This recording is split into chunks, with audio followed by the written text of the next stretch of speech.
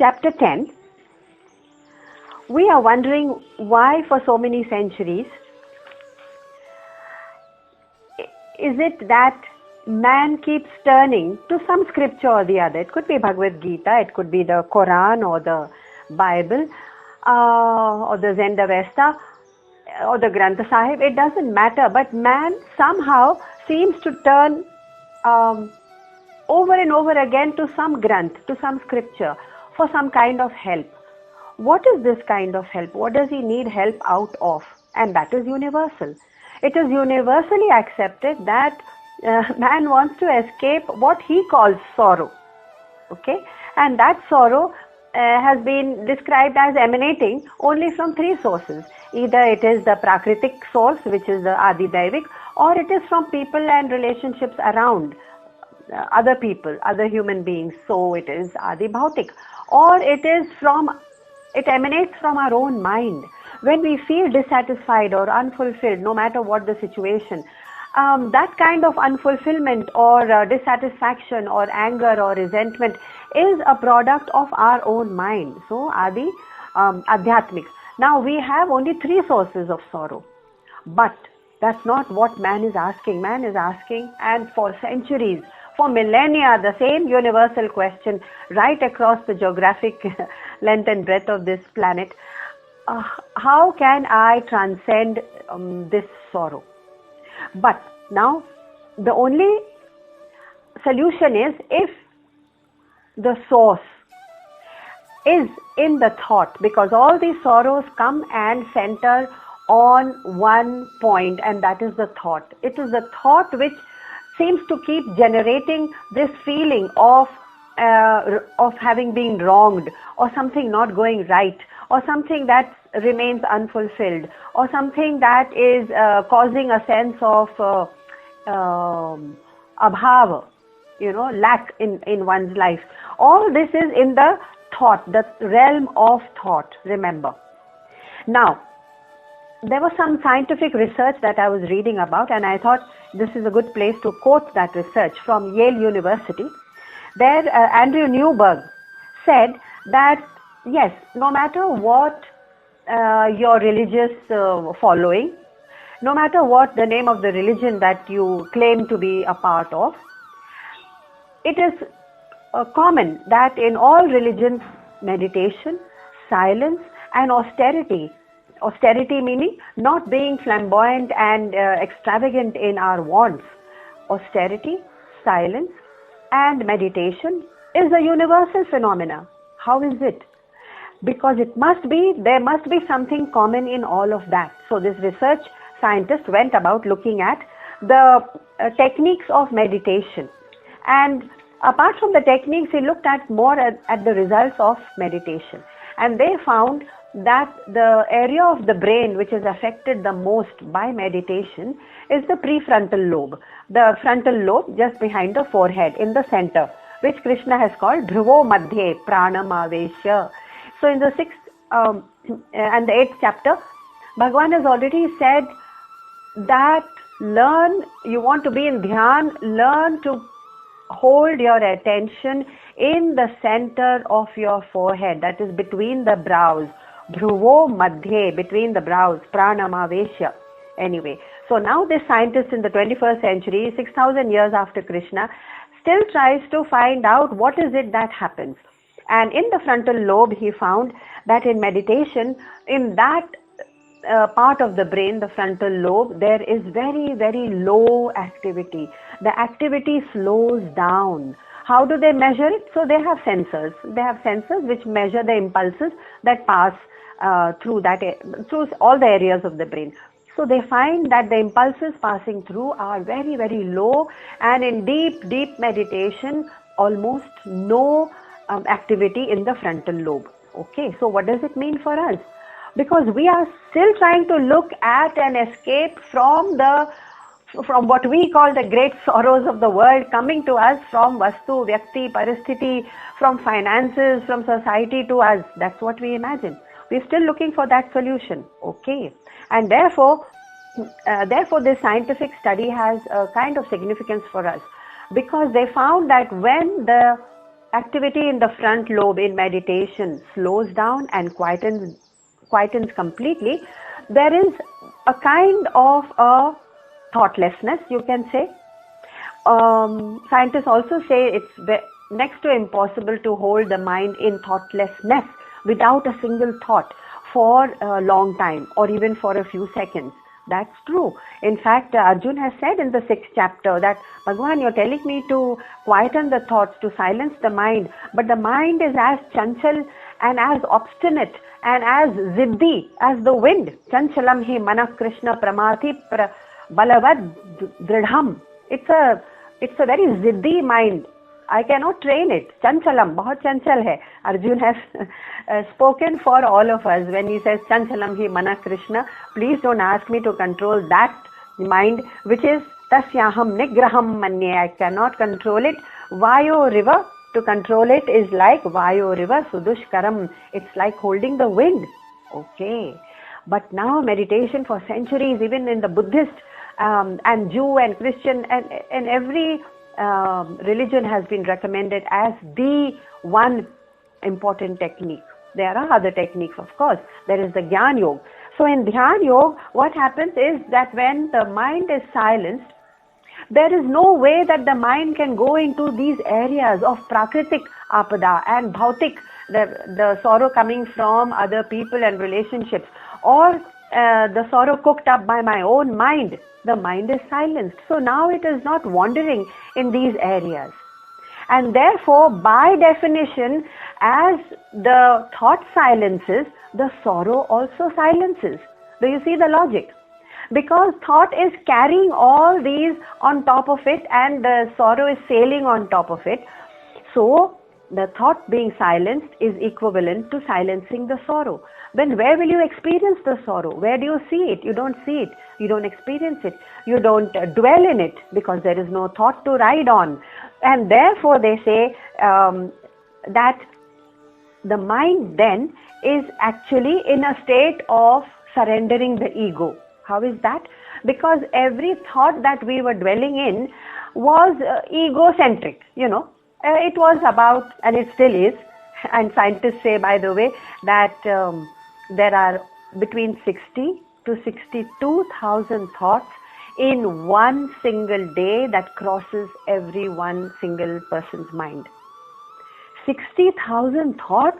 No wonder that Arjun has said that tasyaham nigraham manye, to control it is like Vayo river sudushkaram. It's like holding the wind. Now, can you imagine these 60,000 thoughts bombarding the mind and bringing in maybe some memories and thoughts and also along with it a lot of bric-bracs of sorrow and that is out of your control? Arjun is saying, yes, it is out of my control. Then how can you control sorrow when you have already admitted that I have no control over my mind? The scientists say yes, and they have tested it out. It is tested and verified across the board that 60,000 thoughts are crossing my mind. That means I have no control over my sorrow. I have no control over my mind. No, Krishna says, and all the religions will guide us right through it to say, and even science now is, the research has been published in a work called The Metaphysical Mind and the biology behind the philosophical mind. So when the mind is silenced, the sorrow riding on it is silenced. And the ego in which all my thoughts are dwelling about me, all the thoughts that are crossing my mind are mostly about, related to what? To me, my, mera, mamatva. And therefore, when that ego is silenced, let's call it simple silencing, it's like transcending the ego. And that is the word which has also been used as surrender. Remember, our scriptures may be using different words, but the scientists have come upon the same truth. If ego is silenced and through your thoughts being silenced, through meditation, then that means that the ego is surrendered. Surrendered to what? Now the scientists have not come upon, because the scientists will fight shy of using the word God and Bhagwan.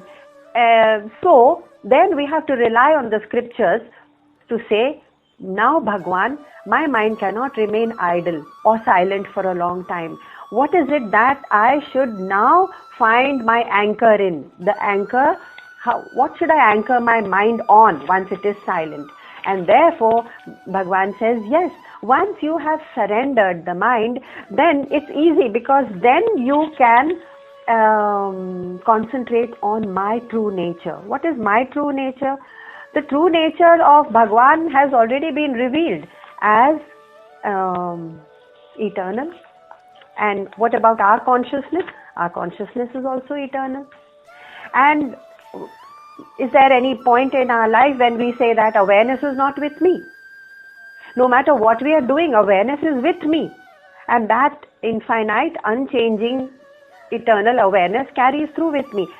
If we just remember that this self, this eternal self is also me, and Bhagavan is of the same nature, that is something to hang on to.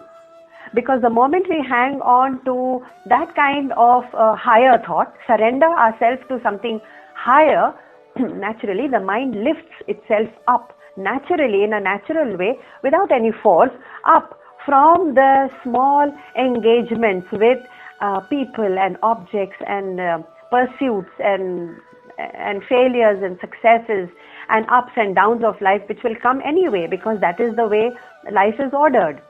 And therefore, lifting itself up by holding that thought in the worst and the best of your moments, the best moments as well as the worst, to remember that, oh, I am just that consciousness, pure awareness, chit, which exists right through all this sorrow that I am going through right now, or all the joys that I am going through right now, and even the very life that I am going through right now.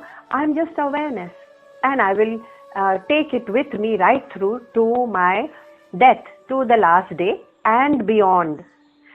In my best and my worst moments, if I just have this kind of remembrance, and that comes with training the mind. Training the mind is very much like training an animal. So there is only a sense of repetition, a sense of repeated action, which then becomes an automatic action for the mind. Just as training your body or the animal or the pet animal that we have. Nothing so esoteric or difficult about this understanding. How do we train the mind? The mind can be trained when we are in satsang. That means when we are in the company of like-minded people, where Bhagavan has mentioned in the 9th verse, Parasparam, you must talk to each other, enlightening each other, bodhayantah parasparam, where we can talk about it in mutual understanding, in our mutual reading. So, what happens in satsang is the mind is then uplifted from all the egocentric 60,000, 24/7 kind of a mind into one thought, one idea, one philosophy that the mind is trying to grapple with. But remember, in satsang or in the same thing happens in deep bhakti. When in deep bhakti, if we are capable of it, of bhakti like the Sufis and like Mirabai or Kabir, then by simply singing the song of God, in every verse that they are singing the glories, the vibhuti of God.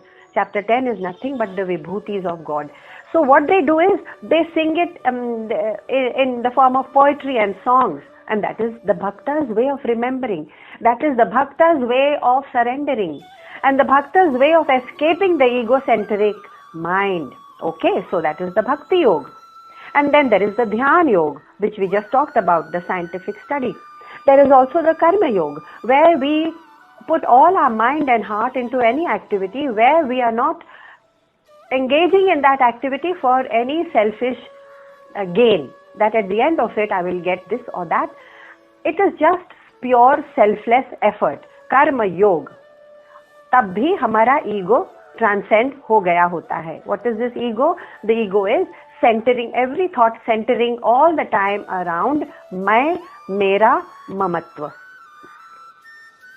So in quiet contemplation, let's examine our thoughts in silence sometime and see, Acha, what am I thinking about? And you will find invariably it is connected only to me. So even if it is about relatives or about other people, it is in relation to me only. That ego is difficult to surrender without this karma yoga, totally selfless service, or total bhakti, or total dhyan, or of course total gyan. The gyan says, oh, you are nothing except pure consciousness, and you carry it with you always. We have 4 different margs, and it doesn't mean you have to choose only one. Many of us go through all 4 and live right through all 4, except that some of us have a preponderance of any one which will be predominant. कि अगर किसी को भक्ति भाव बहुत आसानी से होता है उनके स्वभाव के मुताबिक तो वो भक्ति में लग जाएंगे, बट इसका मतलब नहीं कि हम कोई एक मार्ग अपनाएं, but the whole idea is कोई भी मार्ग अपनाएं या सब अपनाएं या कोई 2-3 अपनाएं, कुछ भी करें, ego is transcended because it is riding on the medium of mind. The medium of mind has become a rich ground for these sorrows and joys and ups and downs and man and apaman and shita ushna and labh and alabh, which is gain and loss, for all these things to ride on. Why give them the medium to ride on? Empty out the medium. So it logically, if we see, yes, it does appear like a very logical conclusion. Now the effort is the second part. The effort is when we parasparam in mutual satsang think about it, talk about it, and therefore we stopped at verse 9 of chapter 10, where Bhagavan is saying in the second line, Kathayantascha mam nityam. Why don't you take delight? Tushyanti, ramanti. Why don't you take satisfaction in delight in talking about me? About that awareness, about that absolute truth. Even the scientist who is probably doing this research was also looking for that absolute truth. So you can call it Bhagwan, you can call it God, you can call it the absolute reality of existence. लेकिन जब मन उसमें रमने लगता है, delight लेने लगता है, तो उसके सिवा फिर मन नहीं करता कि दूसरी छोटे छोटे बातों में मन लगाएं. इसलिए भगवान कहते हैं कथयन्तश्च माम, मेरे बारे में बात करो तुम. So it's not God who needs us to talk about Him. It's we who need to be constantly dwelling on that highest reality of consciousness. To say कि भाई ये दुनिया तो consciousness के सिवा चल ही नहीं सकती है, सब कुछ वही है, सर्वव्यापी वही है, और मैं भी उसी मीडियम में जी रहा हूँ. तो what am I so proud about? What is my what is all my pride and dikhava and my hypocrisy and my vanity and my ambitions? What is this all about? Nothing. So Bhagwan giving a little more hints about being constant in thinking about that conscious reality. We have to think about the reality, but that doesn't mean that awareness, that reality is not with us.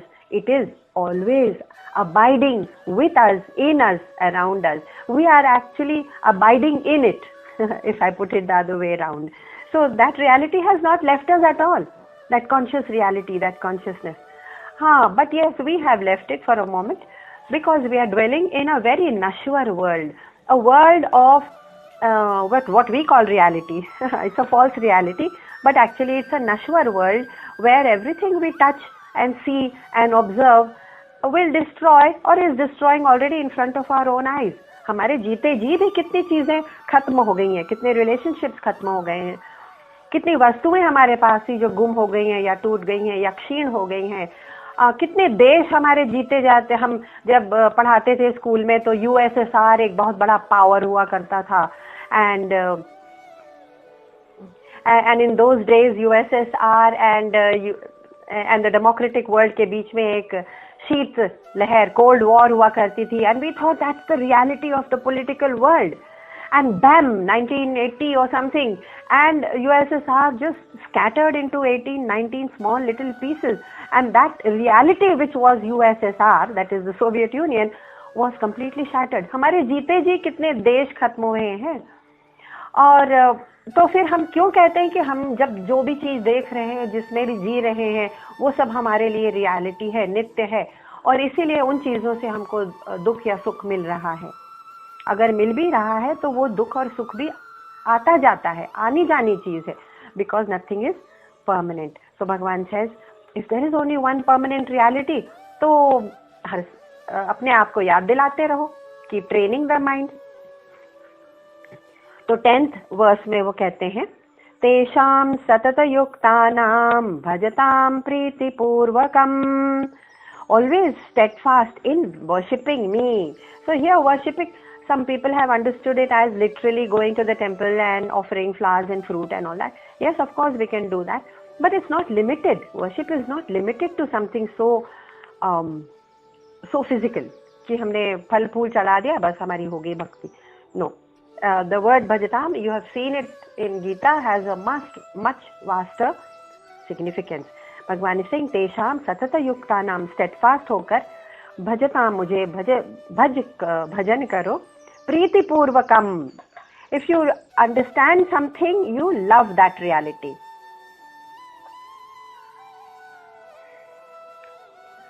प्रीति के साथ, love के साथ. And what will be the result? The result will be dadami buddhi yogam. I will give you dadami buddhi yogam tam yena mamu payanti te. I will give you, dadami means I will give you that buddhi yog, if only